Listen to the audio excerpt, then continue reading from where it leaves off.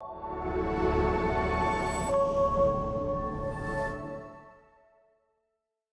I just started looking at some of the qualities that I was really like drawn to and attracted to, and those tropes of, like the dark poet, the wild adventurer. You're such an artsy queer. Like, come on, the dark poet? It's in my blood. I cannot shake it. My name is Ash Thomson. My name is Harper Hugo. My name is Brent. Yes, my name is Michael Fair. Mabuhay! My name is Melinda Verga. We are Drag Out the Love, and you're watching Queer in Alberta. Mwah.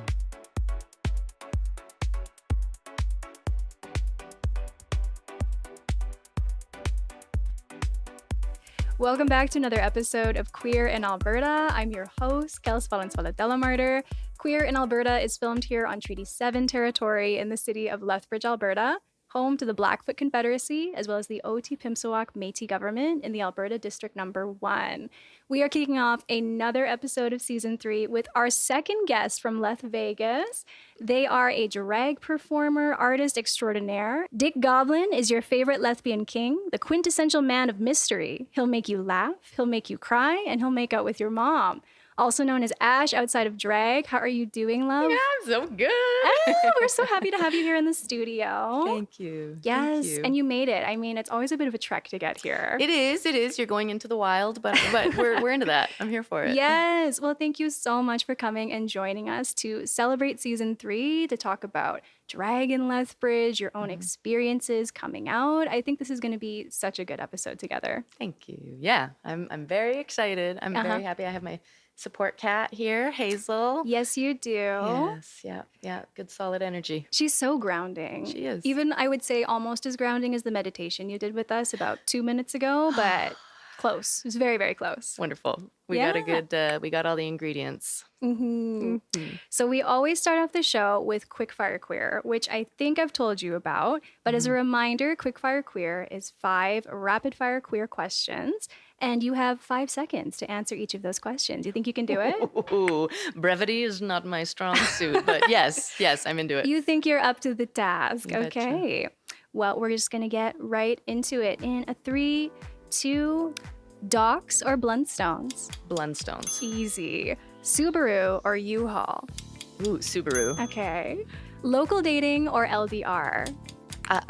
Long distance. Local dating. Okay, that was dicey. That was Yeah. close. Yeah. Home Depot or IKEA? IKEA.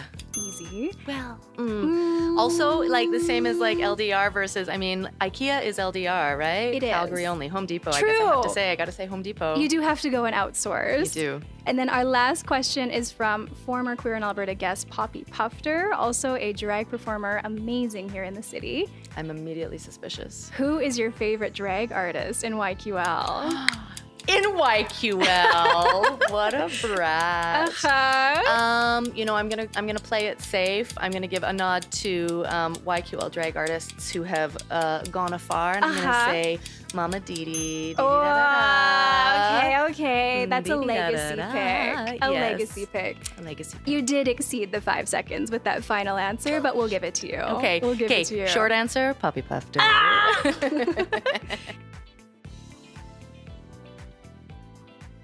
Let's talk about Lethbridge a little bit, because I love doing this show, interviewing folks from all over the province, but there's something special about talking to another lesbian. We have so much love for this community. What do you feel like makes it a little special? Well, I'm Lethbridge born and raised. Yes.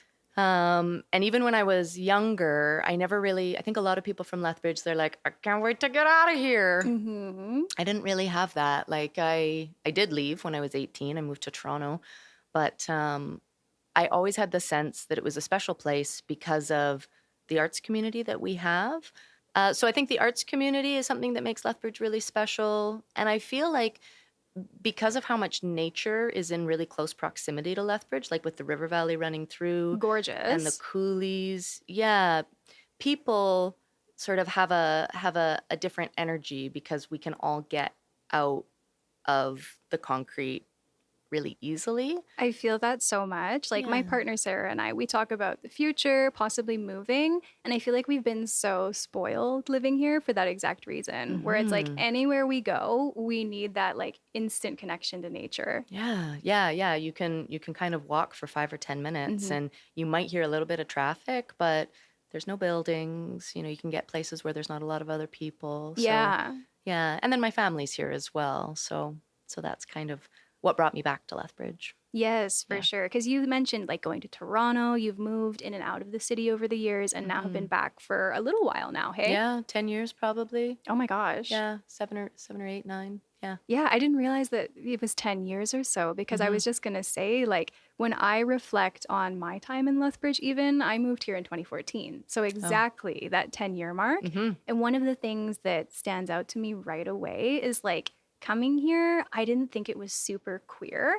But now, like, as I've talked about on the show with other folks, it's like this sentiment of queer is everywhere where you go. Yeah, I think that we've got that dialed. Tapped in, we're good. Yeah. I recently met with one of the artists in residence at CASA. She was up here from Brooklyn, and we did a photo shoot together. Puppy Pufter came along. Of course. Yes, I mean, she's everywhere. I know, besties. But we were talking about kind of growing up in Southern Alberta, growing up in a really conservative environment, very traditional community, lots of, really sort of like fundamental religious stuff going on. And this artist said, really? Oh, I would have like not gotten that sense. Wow. Because, she had been really like brought in by the gays. The community. Yeah, the gays and the artists at CASA, She was like, oh, that surprises me. So I'm like, oh, okay, well, we put our best foot forward then. But I feel like that sentiment, I hear it all the time again, right? That like people are so surprised by how queer friendly and vibrant Lethbridge is. And I was really curious, like since you grew up around here, I think in like a conversation you and I had in the past, you mentioned how Dr. Benta Hansen was like the only out lesbian you knew in Lethbridge at one point to now. Like talk about that a little bit. Oh, Benta. So Benta and I grew up with Benta doing Lethbridge Musical Theater. Yeah. She was on the piano mostly, I think. Which classic? Yeah, exactly. Yeah, her happy place. But I will never forget. Benta was like, I'm a thespian and I'm a pianist. Don't call me a pianist. It's an important distinction. Yeah, thespian, lesbian.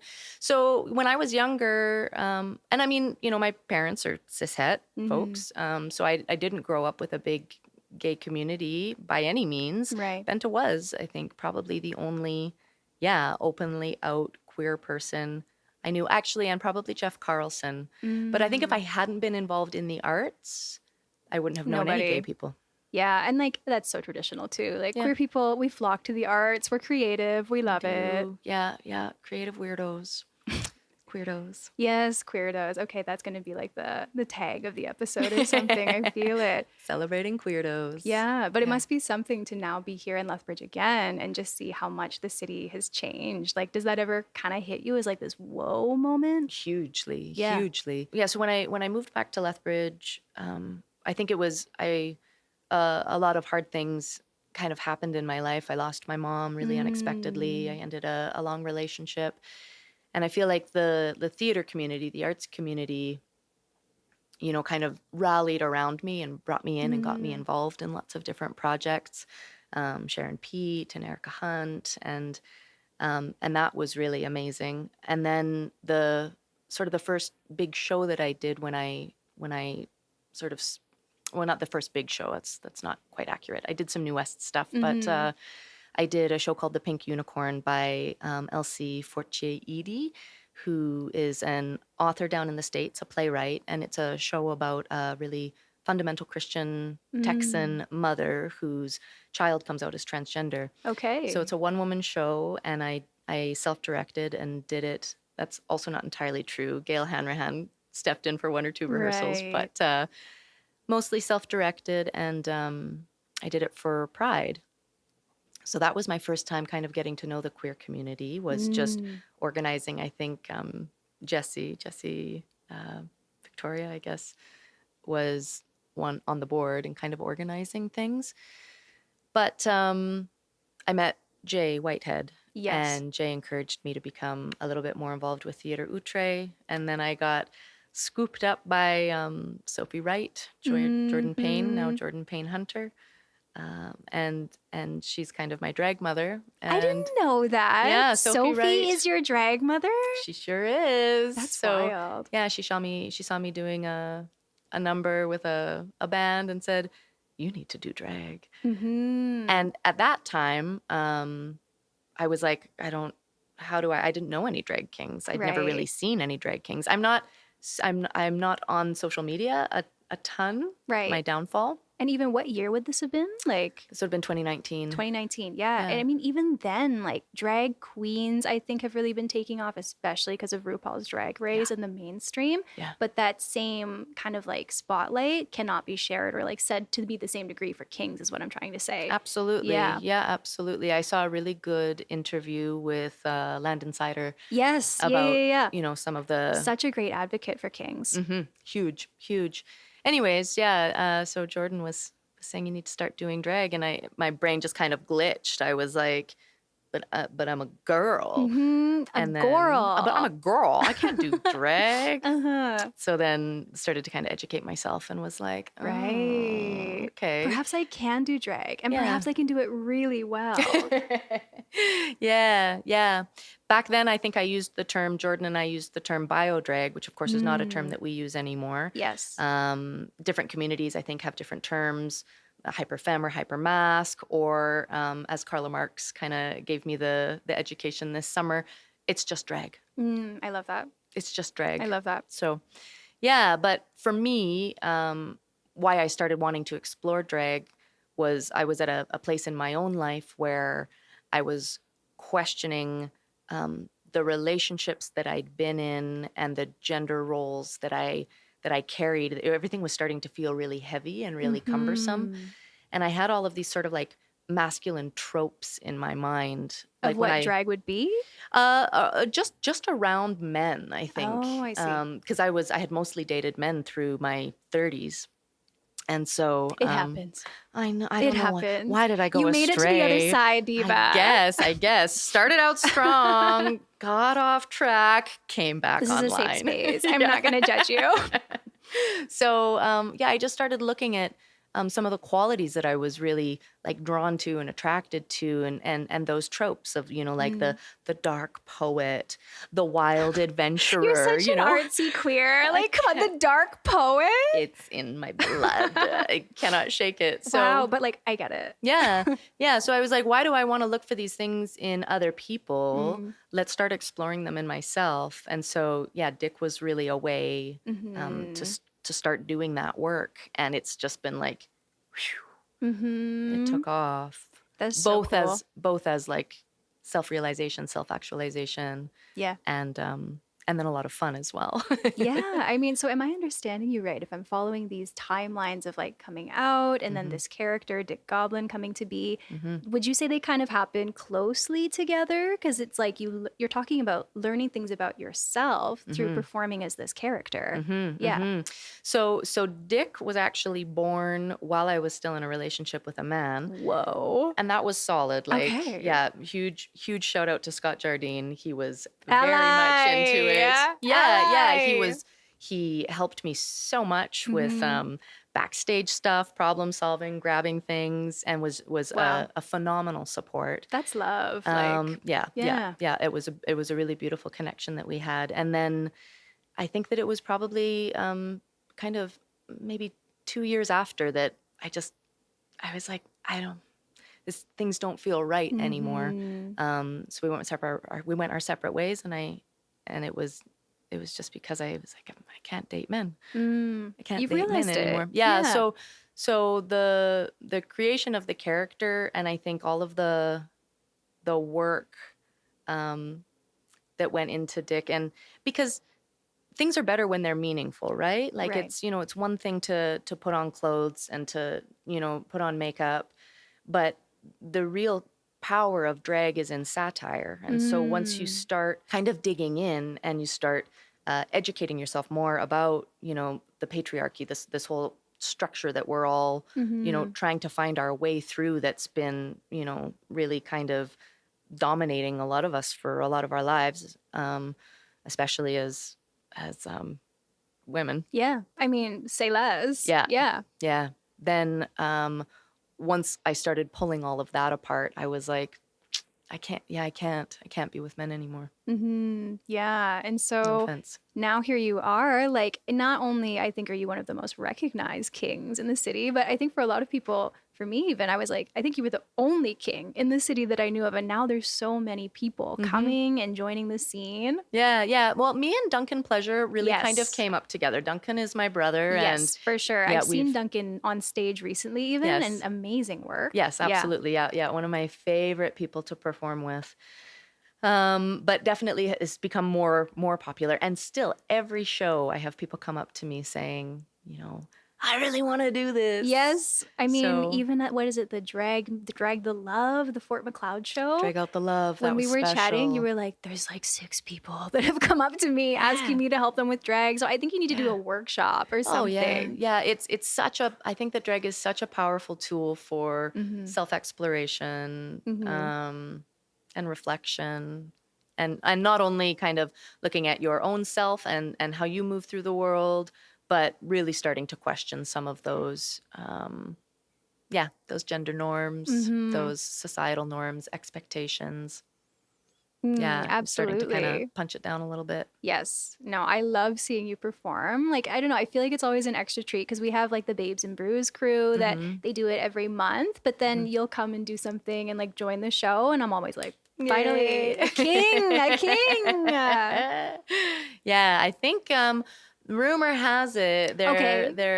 there might be a pretty robust king presence in the new year. So Good, finally. Like, we love our queens in the city. They're slaying it up. Of but course, yeah. of course we want to see more kings or more performers in general. it was such a treat to do. We did the Nutbuster Road Show, the Nutbuster Road Show. That's with, so good. it Did was you great. come up with that? Yeah. But It was me. But the whole show was a really wonderful collaboration with Charlie Darwin up in Edmonton. Oh, yeah. So Charlie came down with Bunny Lebowski and Moses Motors and Stretcher Hyman. Who, Work. Yes, I've yeah. seen them perform maybe like once or twice. Remember it. It was very, very memorable. Yeah. Stretcher is like the reigning king of Alberta, queen of Alberta, Alberta's drag superstar. That's wild. Exactly. So it was so special to have. It's a different energy when you have a show that is all kings, lesbian love, just really No, kind of that absolutely. sapphic element. So that was one of my favorite shows that I've ever done. I'm sad I missed it, but you talking about that element of like a different energy when it's maybe sapphic or kings like fronting a show and leading a show. I experienced it, I think, for the first time just around Pride season that we had in June because No Baloney, Cosmo, Osmosis from Calgary, and then Slim, I can't remember all of the performers, but they were here to do a limited show around Pride. Yes, you did that. Yeah, and then I did like a live Q&A, it wasn't my favorite like Q&A I've ever done, but the show itself, phenomenal. Yes. And I think that's another thing I need to give Lethbridge another shout out for is I've been told that by performers who come from, other places around the country or around the province, that our drag community in Lethbridge has a different energy as well. That there tends to be a lot more support and a lot more enthusiasm. I love to hear that. From the audience as well as from the performers, and perhaps not as much drama as I think that sometimes other cities can have. So yeah, Lethbridge has, I think, a really strong reputation as a solid drag hotspot. Isn't that fun? Yeah. Like when I moved here 10 years ago, again, never would have thought that, but No. amazing to see how much has changed in such a short period of time. Mm-hmm. Yeah. And I was thinking about it actually as just a little funny while you were speaking. I'm like, Dick Goblin, the amount of times that we're going to have to bleep out your name throughout this whole I was episode.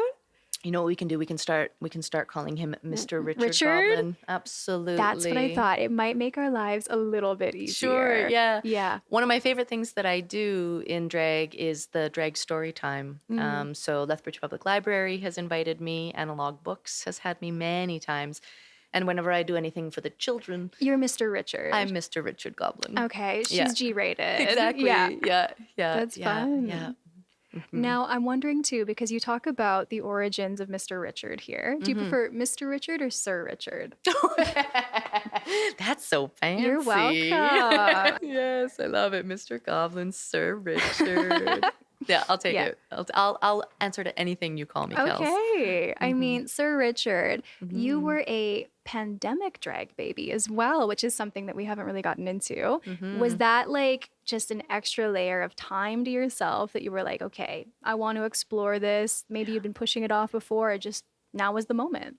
Yeah, it wasn't that I'd been pushing it off. Like, truly, the first time I did drag was in the fall. And then that's when I met Jordan Yeah, or right. Sophie. And then the first time I performed as Mr. Goblin would have been, I think, in like January. And so right after that, it was lockdown. That's so wild. So I mean, the pandemic was a lot of things for a lot of people and very, very difficult. I worked as a frontline healthcare worker throughout it, so it was phenomenally difficult. But in terms of my personal life and my artistic life, it was a time of really beautiful solitude and exploration. So just not having all of the kind of like social obligations that normal life carries, I had this chance to really get weird at home, and it served me very, very well. I It changed also got me. weird at home, Yes. but I don't think it served me in the same way. Well, I mean, we're here now. That's true. I'm thinking more about my despair in grad school, trying to go through a pandemic and do that. But Very different. yes, this did come out of that. Yeah. So, I am grateful for that time, because as a busy person, as a artistic person, you tend to collaborate a lot. You tend to work on a lot of projects with other people, and that's wonderful. That builds community, and it's really great. But I'd never really had the opportunity to spend so much time alone, and it was way better than I thought it would have been. Honestly, I'm so glad to hear that for you, because I feel like so many of us, and that's not to like discount any hardships that you faced during the pandemic. Yeah, there were but- those as well. Right. But so many people really, really struggled in that time. And I think for me, a little bit of that was, again, graduate studies during a pandemic, not a fun time. Yeah. But you're right. Like something really, really good came out of it that would not have if I did not have that. And I think a different take on community, or a different slant with more of a focus on resilience, because the Theatre Outre group worked their butts off to do a ton of stuff online. So we did a Quaint, Quirky, and Queer Cabaret online. Cool. And so many different people submitted things because it was all a video format. It was a completely different media that more people were able to participate in. We tried to do improv online. Very difficult. Would not recommend. No, thank you. What happens if you have like the Zoom delay or the lagging? Exactly. Comedy on Zoom. Very, very Painful. difficult. Yeah. Oh my God. Like I both would want to see it, and also I'm okay that I missed it. Do you know what I mean? Like brave I'm like, soul. Let's burn those gigabytes. I mean, I don't know if I want They those to don't come back. exist. Yeah. They don't exist. But you know, for folks that are listening that are not from Lethbridge, we have had Francesca on the show too, Francesca Dynamite, and she's talked about Theatre Outre as well. If you could maybe give a quick description of what Theatre Outre is, what they do, just for people that maybe haven't heard of it before. I would be honored. I hope I do it justice.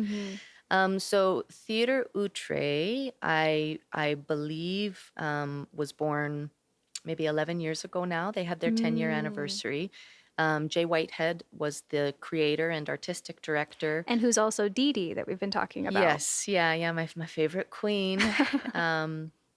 And Jay is living out on the East Coast right now, but Theatre Outre has continued. Deani Hudson and David Gabbert were very much a part of that creative team with Jay.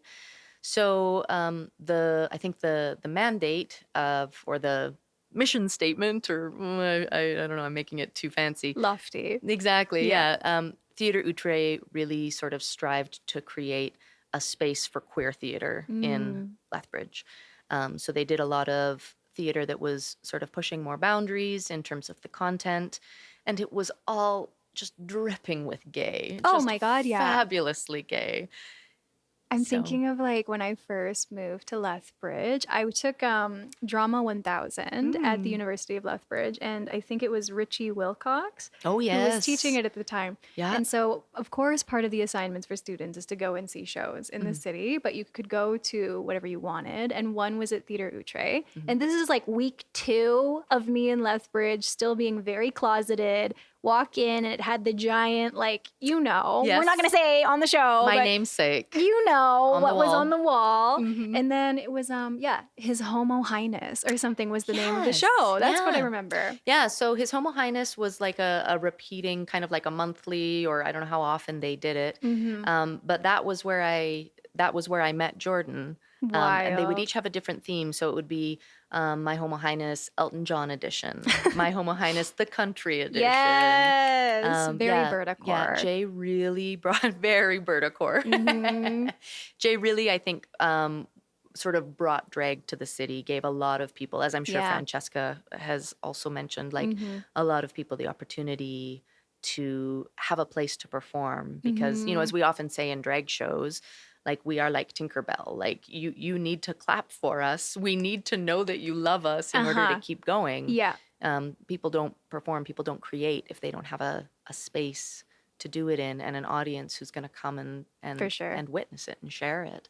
So yeah, Theatre Outre has really created that space in a lot of ways. Yeah. And I'm glad like they're still here in the Absolutely. city. So since Jay left, we have a new artistic director, Brett. I think so. I Like don't know in Brett's last Edmonton. name. Yeah. Yes. And Brett also performs in drag as Sissy Fit Ziggy Zigga. Sissy Fit. Yeah. I think Yeah. I've seen that. What is it? The Princess Diana number like 3 times with the changing. Yeah.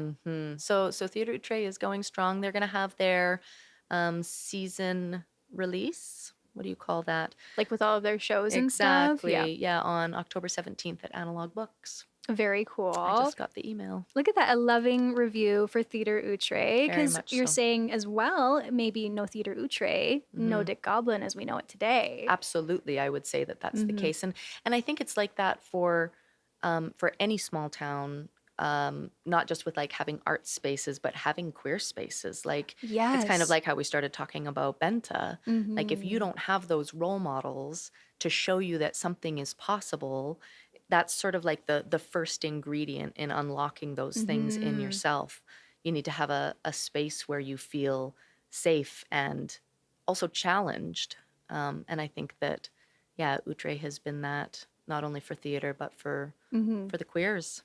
And you know what? You were very, like, whenever I talked with you, you're very, very humble when you speak about the work that you've done. But I would say, just as an outsider and observer, you and Duncan Pleasure, like I'm even thinking about now seeing Valentine in the scene as another absolutely. budding drag king here in Lethbridge. Huge. Like you're a part of that as well, you know, that representation and creating that space in the city. So that's why I'm so excited that you came here to the show Oh, today. Thank you. There was a person who came up to me at the end of Drag Out the Love out in Fort McLeod. Yeah.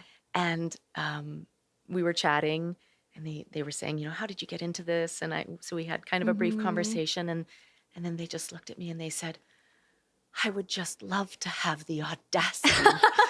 And I will never forget. There's actually, I'm going to post a picture because that moment will be burned in my mind. The audacity. Because I think, if we're grown, if we are raised as sort of like a cis female identifying person, we make ourselves small. We don't take risks. We're not strong. We're not powerful. And so to have someone say, the audacity, it was just the greatest compliment anyone could have ever given me. 100%. Like, carry that with you every day. Have it be your mantra when you start your morning. Audacious goblin. Literally.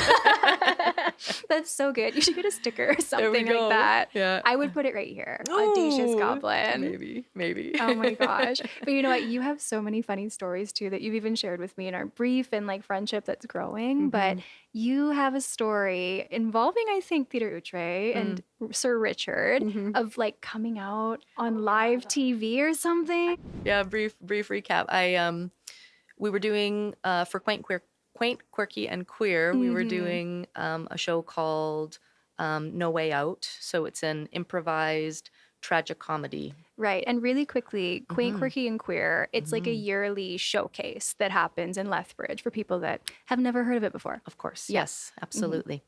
So we were doing a media call, and I had been using the name Ash Thomson instead of my birth name, which is Ashley Thomson, and she, they pronouns on Zoom, you know, and at work and Soft things launch. like that. Absolutely. Hadn't really come up with my family because, you know, everyone calls me Ash. Yeah. Yeah. Yeah. And, you know, my family doesn't talk about pronouns. But we go and we get there, and David Gabbert says, okay, I think we should do a scene where our dad is dying of cancer and you're gay and you want to come And you're out. gay. Yeah. Like, okay. Related. Thank you. And I don't want you to come out to our dad before he dies, but you do want to. And, you know, 10 minutes prior to this happening, Wow. my dog had gotten a porcupine in her face. I'd had pliers, you know, trying. And then, oh, I'm late. Media call. Throw on a hat, wearing like my pajamas, looking phenomenally masked. And I get there. This is the scene that we're going to do. We do the scene. And then halfway through doing the scene, I'm like, my dad is probably going to watch this. My real dad is really going to watch My this. real dad. I was like, I guess I have to come out. And then Hard launch, question mark. Like, Outre. yes. And then they were, you know, asking names, and it was Global TV and, Like you know, the real TV. absolutely like the news that my grandfather that your watches. dad is going to watch. Yeah. So we get to the part where they say, you know, what are your names and pronouns? And Yeah. David gives his, and they come to me and I say, my name is Ash Thomson. My pronouns are she, they. And then I was like, I need to go and call my family immediately because they're going to see this on TV and be like, what is happening? So I called my dad. I said, hey, Dad, I just did this thing. It's going to be on the news. It's a make-believe scene. You're not dying of cancer. Just in case you weren't aware. Yes, Yeah. exactly. But also, I will probably be bringing home a girl the next time. Yeah, A girl. lady. And it was no huge surprise. I think like I identified as bisexual when I was in my teens, in my early 20s, but it's different. It's like there's a different intentionality for me saying it now. I think also because it's a change for my family. So yeah, I told my dad, I told my brother. My mom has passed. She knows. And then, yeah, I called my grandparents as well because my grandpa is a fiend for the news. So Yeah, you know he was watching and went, wait a second. Yeah. This little one looks a little familiar. Thank you. Yeah. And everyone was. My brother could have cared less. Work. Yeah. Typical. Yeah. Little brothers. I was going to say, I'm not going to guess, but it was giving little brother. Same thing with mine. Yes. Yep. How many years between you? 2.5. Oh, 6. Yeah. 6 for me and him. Okay, like a whole human being between you. 100%. Yeah, could have been. Yeah, I mothered him too much. That's why he doesn't like me. Same.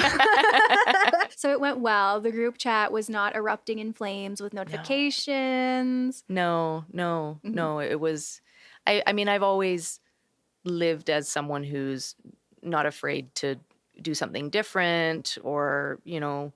I mean, the arts. The Artsy. arts, right? Like we're happy to go against the grain. We're happy to be an individual. So yeah, I don't think it was a big big surprise jump. for them. Yeah. You know, I'm just so curious because my dad is like stereotypical farmer Albertan man of 2 words. So if I was to like come out to him on the phone or tell him that I was coming out on live TV and prepare him, I could imagine it being like dead silent and then just like, like, what did your dad say? Mine would give me nothing. My dad literally said, "Really?" I said, "Yeah," and he said, "Oh, Shock. okay." Shock and horror. And then he did call me back in like, you know, a couple hours and was like, Process. "So really?" And I was like, "Yeah." Wow. And it was funny. I never really said like, I'm gay, because I don't know, it just didn't feel like that for me. It, like I said, being sort of identifying as bisexual and having relationships with women when I was in my, my late teens and my early 20s, it didn't feel like it needed to be like a hard turn. It was just like, this is where I am now. I won't be dating men anymore. And you're like, from what you're describing, oh, sorry, what were you going to say? I was going to say, and also recognizing that sexuality is fluid and all of those types of things. Someone will show me this in 20 years and maybe I will date a man. I don't know. Who knows? But, hot is hot. Exactly. Yeah. It doesn't feel that way. Yeah. And I can't even remember what I was going to say. But the one thing that I wanted to ask you about as well is because we talked about how post all of this coming out on TV and grandparents seeing it, your grandma kind of became your biggest fan. Oh, hey? Yeah. Yeah. Hugely. I mean, my grandma has always been my biggest fan. I get that. Yeah. She passed away in February. But it was really interesting because she had dementia. And so she always knew who we all were. There were times where it would get a little bit foggy. We spent a lot of time together. We would go swimming once a week. And sometimes when I was in like bossy girl mode and I'd be like, hey, do this, now do this, now do this. I think she would I would slip into like a nurse role in her mind. Okay. But 99% of the time she knew exactly who we all were. And I told her, I think I want to date women now, Grams. She's like, well, that makes sense. Or that checks out. I'm not surprised. I've been waiting to hear this from you since like 2005. Yeah. Thank you. Yeah. So we had good conversations around it, sitting in the hot tub over at Stan Seawick and or Fritzick, which is the one on the north side. I get them confused. A picture. Yeah. Yeah. Community pool, hot tubbing. And that was always, but I mean, that came out of her love for me, right? Like I knew that she would never, it came out of her love for me. And it also came out of just how sort of solid and worldly and wise and loving and kind she was as a human being. Like she was never going to tell me, that's wrong. That's just not the family that I was raised in, that beautiful, not judgmental, not racist, not bigoted, really, really beautiful people. But the thing that meant even more than that to me with my grandma, and I think it was because some of the sort of like edges of her awareness were softened a little bit, it was like she had this ability to see sort of this level that was even deeper than like what your pronoun is or what you're presenting as. Because as I became more comfortable, using she, they pronouns, using Ash instead of Ashley, as I kind of rode this wave of Mr. Richard Goblin and, questioning relationships, questioning gender roles, as it all sort of continued to build, the things that she would say to me as compliments would shift. Because she always used to tell me like, oh, you're very beautiful. Or I remember once we were camping or something and showering, you've got a 10 out of 10 body, like just very kind of sweet, silly things, but always very feminine. And as I sort of started to change and step more into this energy, she would say to me, you're so strong.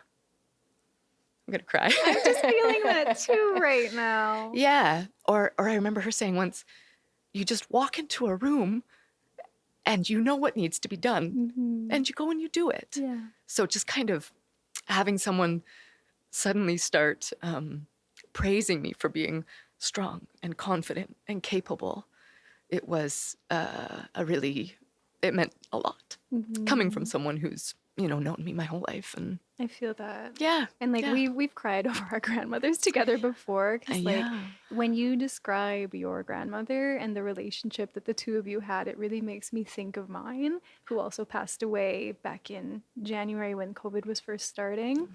And I am so happy that you got to share this part of you and be so loved and received by your grandmother, because that was a conversation that mine and I never did. But you're making me remember something now that I had completely forgotten about. And when I was first coming out, with like, my first girlfriend, I was dressing very like hipster lesbian tomboy with the snapback and the joggers and things I wouldn't wear now. But I went and visited my grandmother, and I came in the door, and she just started laughing at me, and she was like, "Look at my grandson." And I was just Straight like, to it. why is it kind of giving a little bit, Like, I feel like even though I never explicitly came out to her, I feel like she knew, and I feel like she still loved me in this exact way that you're describing. So thank you for sharing that with me and with the show. Yeah.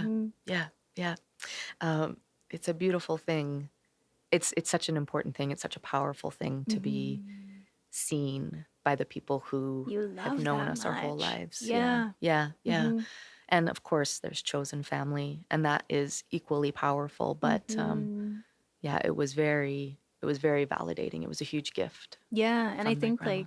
I think that's something that people need to hear, especially today with kind of the scary things we're seeing in society surrounding queer folks, trans folks, drag performers, that this love, look at the beauty and impact it has had on your life, on mine.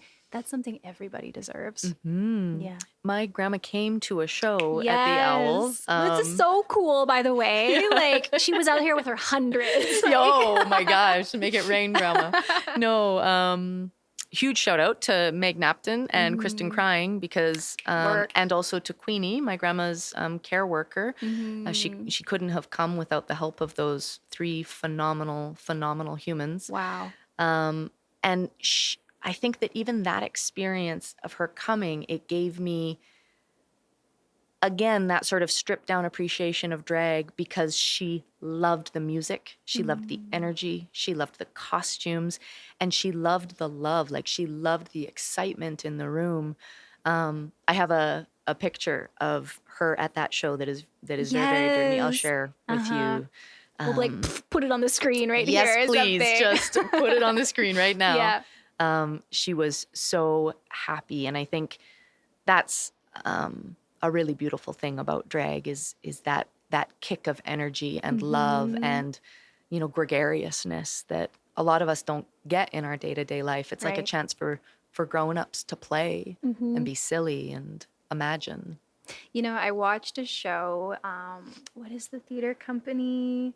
Lunchbox Theater, I think in Calgary. I might be having it wrong, but they did a show called With Bells On by Darren Hagen.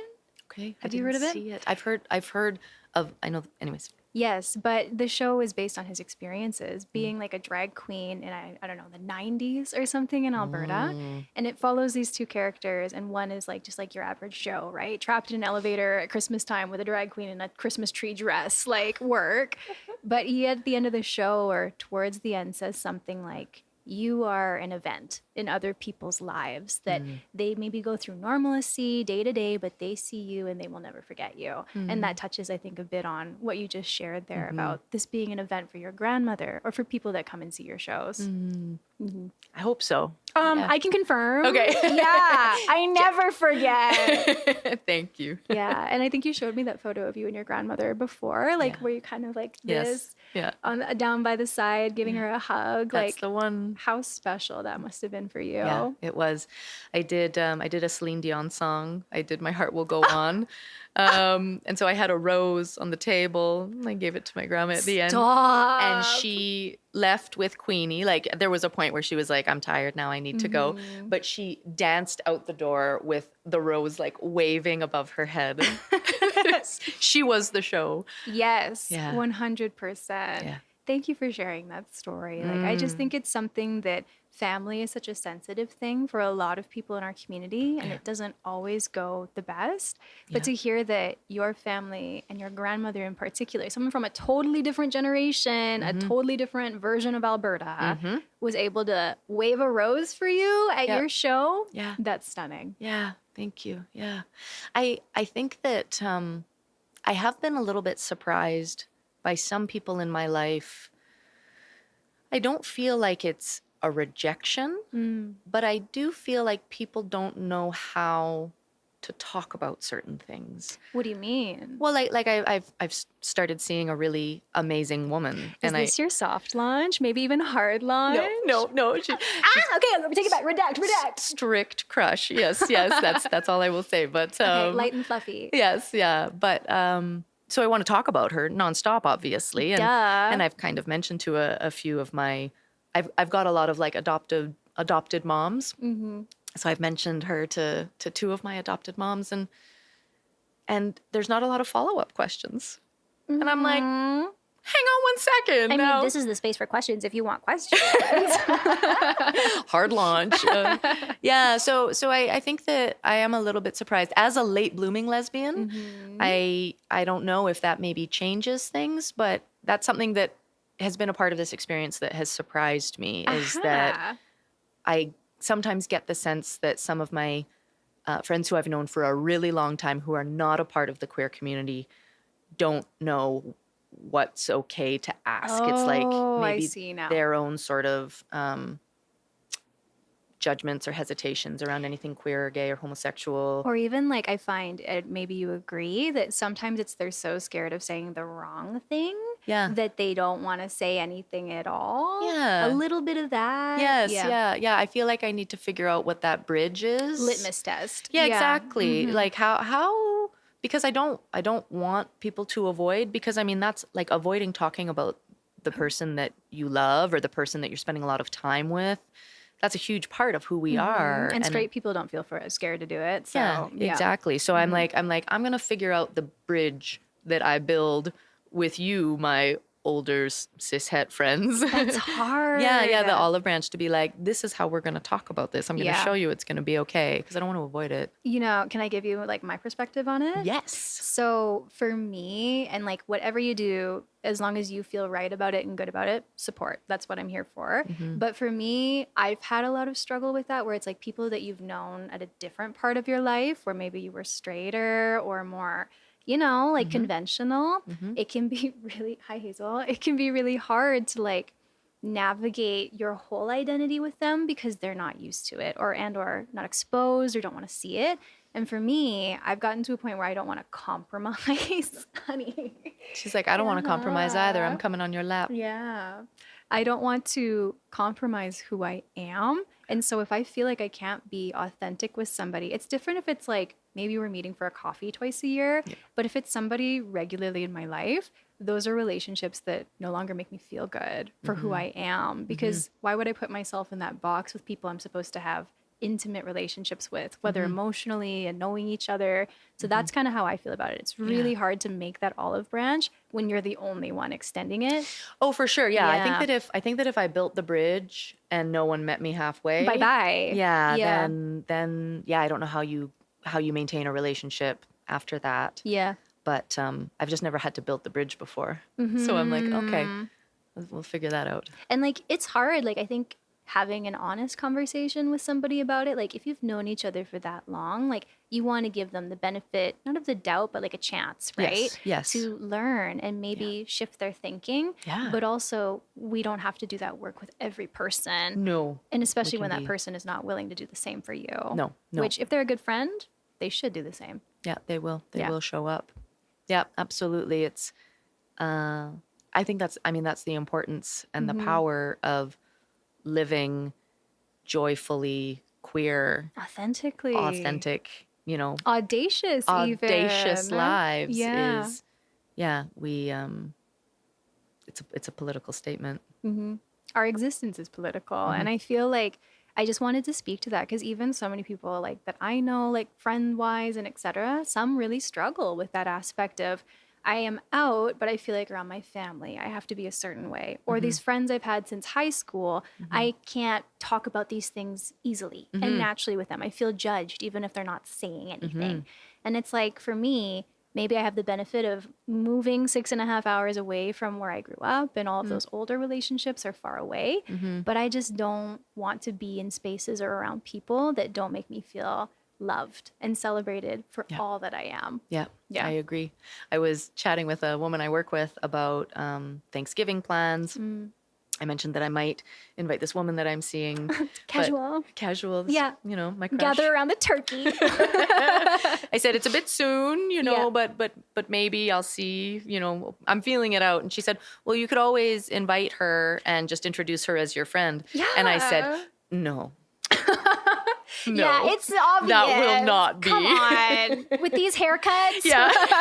we got outed on, we were having a beer at the Owl What is last with you night. and getting outed in Yes. Lethbridge? Shut up. This gentleman was walking by. He said, "Do you have a cigarette?" We said no. He said, "Do you No. have a light?" We said no. He said, "Are you lesbian?" I said yes. Yeah, this I can do for you. Yes. This I can do. Thank yes. you. Yeah, it was very funny. That's hilarious. I don't think, what is that, 3 times now in this conversation? You're describing these Yeah. like public outings where I can't Just relate. very queer. Yeah. I love it. What gave it away? The hair? Yeah. That's funny. Also, just between you and I, is it the same chickadee that you were talking about before? Mhm. Cute. I know. I know nothing. It's a soft launch. It's growing. It's bubbling. Yeah. Very thrilled. Very, very happy. Yeah. Well, look at that. What a beautiful story about your grandmother, but also I'm still thinking about this man at the Owl. That's just funny. Yeah. That's just funny. It's hard to segue from like, do you have a lighter? No. Are you a lesbian? Yeah. Yeah. Yeah. How did we get here? Okay. Yeah. But do you have any last kind of thoughts about your experiences with drag, artistry? I know that artistry in particular is so important to you as a performer.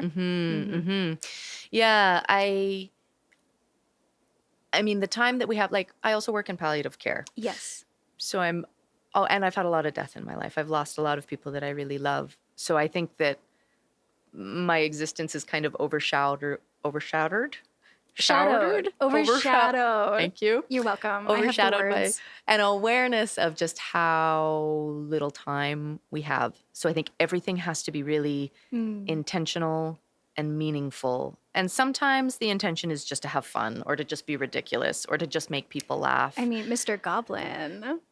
Yeah, it's a bit of a buffoon. It does. Yes, It yes. does what it says.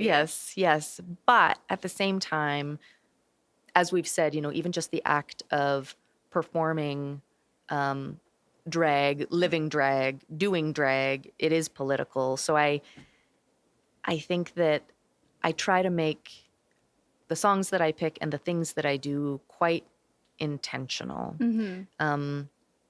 So I guess, I don't know, just speaking about artistry, I think that things are more powerful when they're meaningful, when they're thoughtful.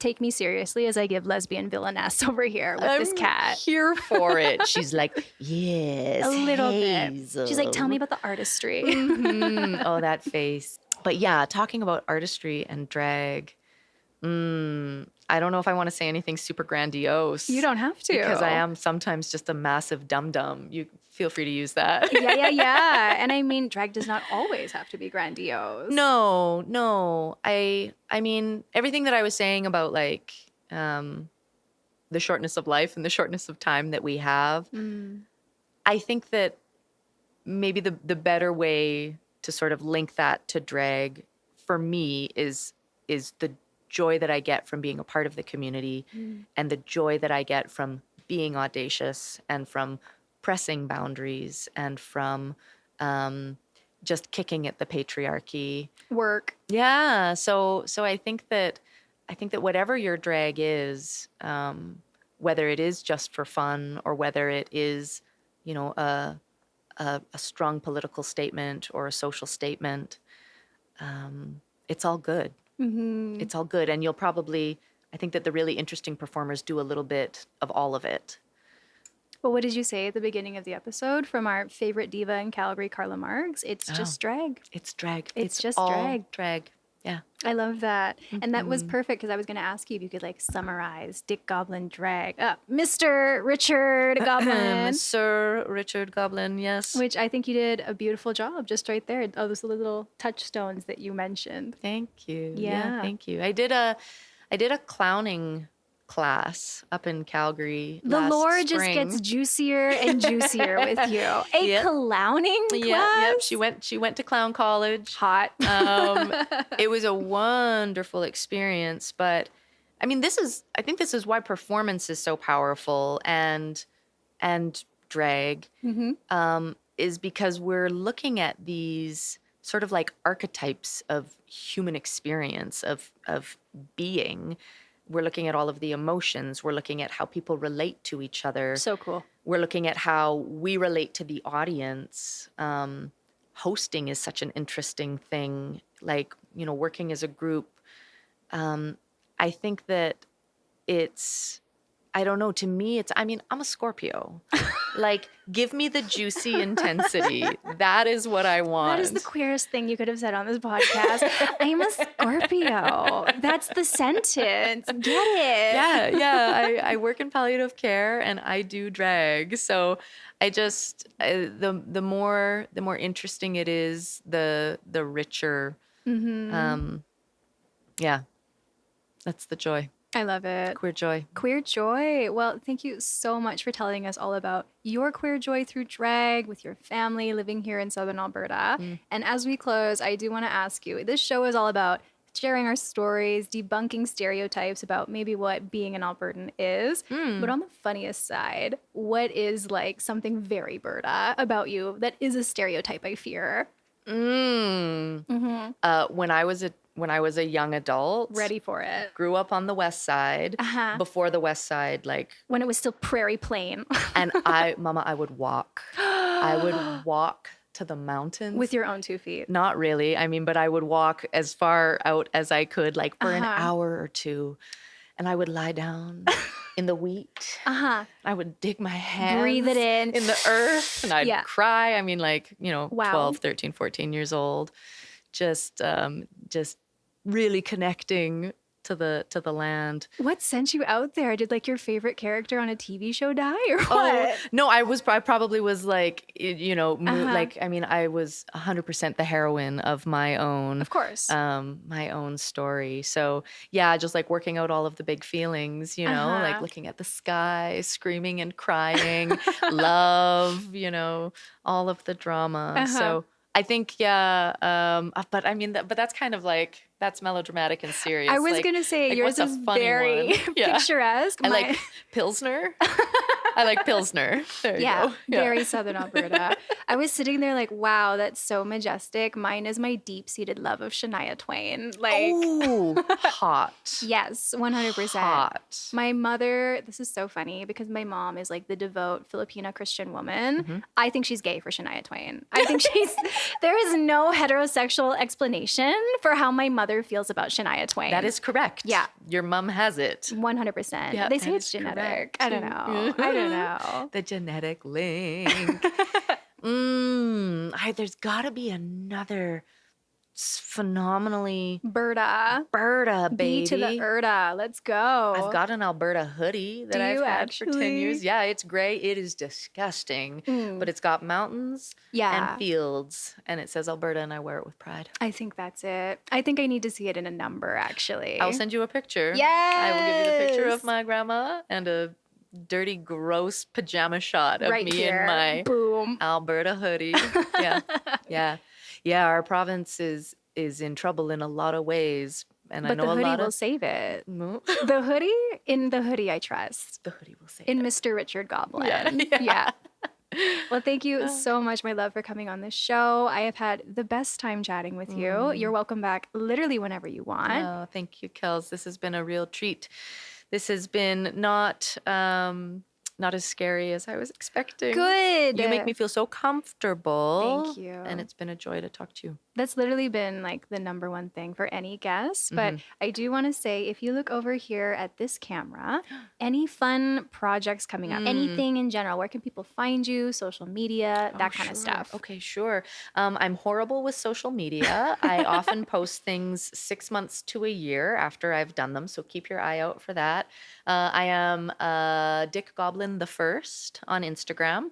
Coming up, I am doing Footloose with Lethbridge Musical Theatre. It will be the first time LMT has hired a drag performer in one of their community productions. So cool. There's going to be something interesting happening with Theatre Outre. There's many things that are happening that are interesting, but Are you coming out again on live TV? yeah, hopefully. I don't know. It won't have the same impact the second time. But yeah, Theatre Outre, keep your eyes posted for something interesting in the new year. And lots of wigs and waffles, lots of Get Juicies, lots of Bruisin' Babes, all the good things. Yeah, I think that's it. Perfect. And you know what? By the time this comes out, those 6 months will be up. You'll be right in the loop, right on time with Dick Perfect. Goblin's social media. There we go. I need your help. Okay. Yeah. Done. Done and dusted. Come over for tea and social media. It's done. Amazing. Train me. I'm old. I'm a Luddite. Perfect. Well, could you do me one last favor? Of course. Could you look into that camera again and say, my name is whatever you want, Ash or Dick Goblin, and you're watching Queer in Alberta? My name is Ash Thomson, and you're watching Queer in Alberta. There we go.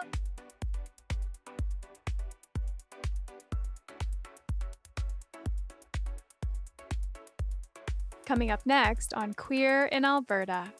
You gave me such a hee-hee, a ha-ha when you were like, what did you say? Pride is our prettier older sister. But she sometimes lets us drive the car. Yeah. And she has like a cuter Instagram, and we're still kind of figuring out how to unlock our phone. Yeah. We're a grungy little sister, and I think that reflects the spirit of Lethbridge.